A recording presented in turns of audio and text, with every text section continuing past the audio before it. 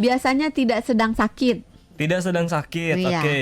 Karena kalau lagi sakit, apalagi sakitnya parah, badannya nanti keteteran. Badannya keteteran. Lah badannya kan lagi berjuang melawan si penyakit yang diderita.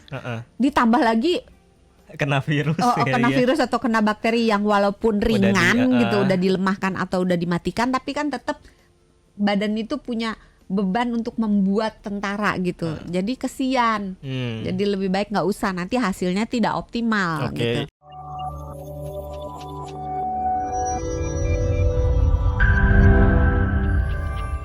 Lama banget gak dengerin segmen ini. Bener gak sih? Terakhir udah setahun 7 yang lalu. tahun yang lalu, 7 lah.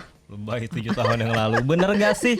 Segmen yang ngebahas soal mitos. Bener gak sih dok kalau ada anggapan bahwa obat lebih praktis karena bisa diminum kapan saja, sedangkan kalau vaksin memerlukan jadwal tertentu? Agak susah ini menjawabnya ya.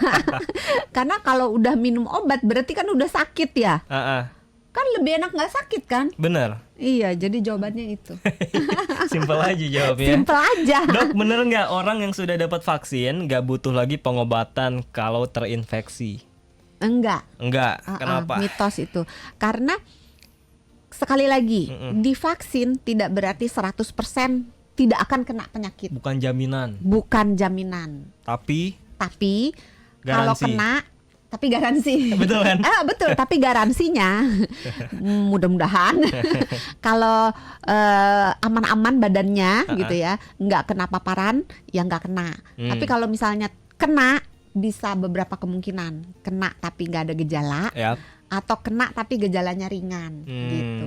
Nah, ketika kena gejalanya ringan, ya tergantung juga seberapa ringannya. Kalau sangat ringan, kalau memilih mau pakai obat tradisional aja, misalnya kalau lagi sakit leher, batuk pilek, mau minum air jahe aja, ya monggo aja gitu. Tapi ada satu titik di mana pengobatan tradisional udah nggak mempan, ya udah beralih ke obat-obatan kimia gitu.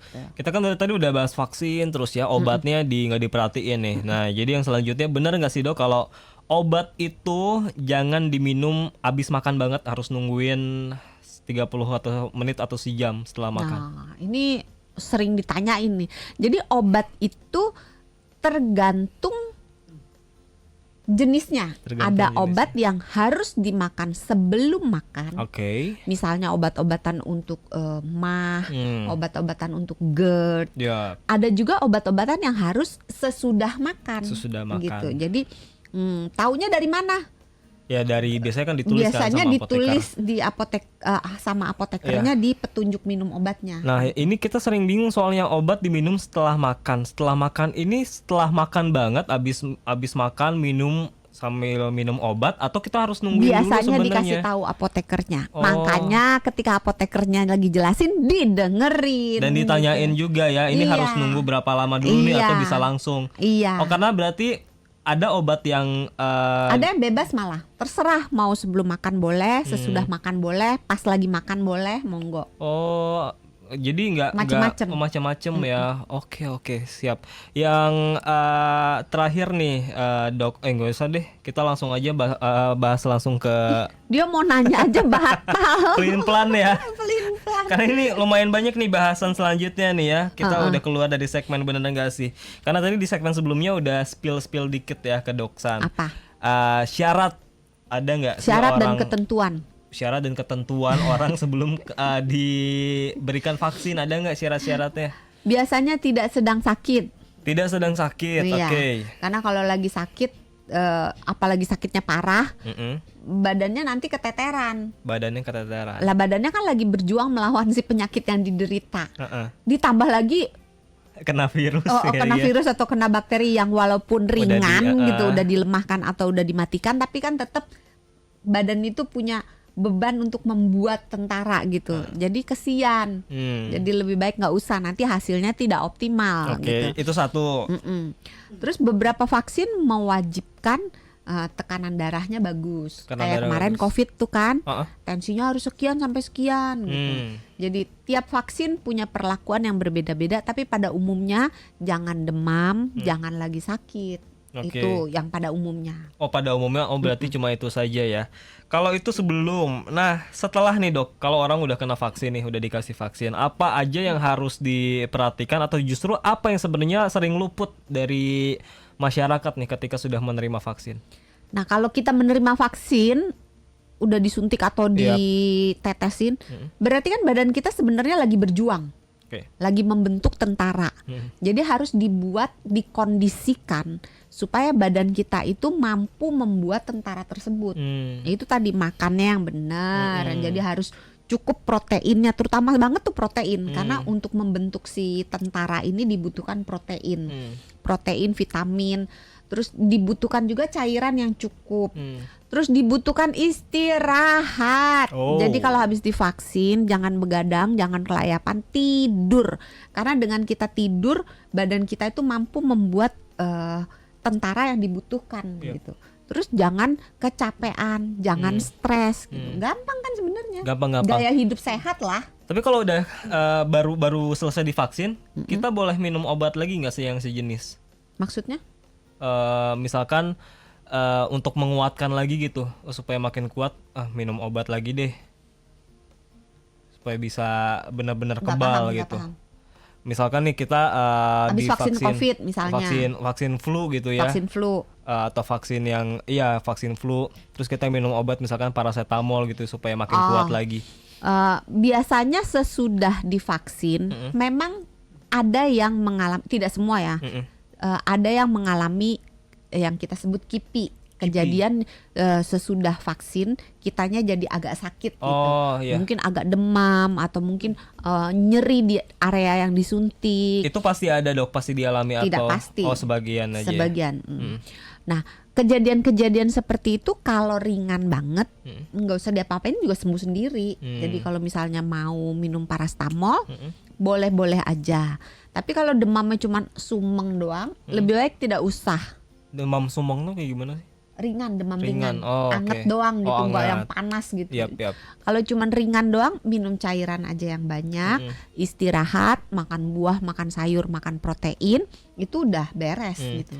KIPI itu normal nggak sih dok? Normal. Apakah maksud saya pikir KIPI itu bisa terjadi karena tanda dari tubuh belum siap menerima vaksin gitu. Justru itu merupakan tanda tubuh kita lagi belajar. Lagi ujian nih ceritanya. Iya, oke. Jadi dia lagi belajar untuk melawan si yang dimasukin, tergantung. Kalau vaksin COVID berarti dia lagi melawan virus SARS-CoV-2. Kalau misalnya vaksinnya polio ya dia lagi melawan si penyebab polio gitu. Jadi dalam si tubuh dalam upaya melawan, maka timbullah demam, maka timbullah mungkin agak batuk pilek, kayak gejala masuk angin gitu.